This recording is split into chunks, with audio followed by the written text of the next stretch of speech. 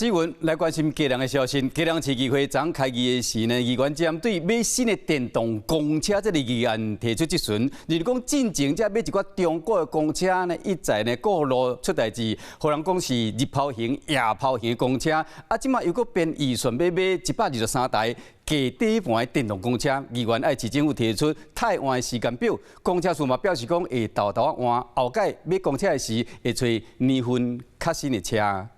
公共汽车一日一抛锚，有日抛型，有夜抛型。嘉良市议员陈文婷伫咧议会对下市长邵国良针对公车定定咧害含变的电动公车预算的动机提出质询。公车处现在亏损是几十个亿耶，那你现在又要花大钱去买100多台的低底盘电动公车，请教一下。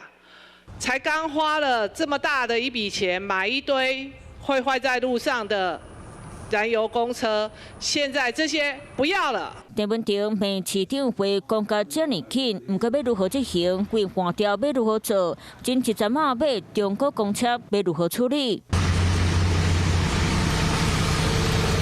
亲像呢，公车拍定伫路的是家人场景，敢若7月就发生7摆条车，市府开1.5亿买50台中国车，雪直咧出包，互民众感觉真困扰。6月才发生公车哪驶哪个老油，互真侪骑车的民众骑个摔倒。另外的旧的公车，我们会选择年味更轻一点的，这个状况更好的车子来经营。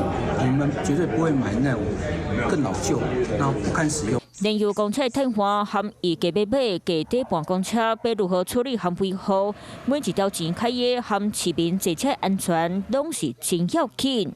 Hello， 我是林明瑞。想要抢先掌握最及时的新闻资讯吗？赶快订阅、按赞、开启小铃铛，锁定我们华视新闻的 YouTube 频道。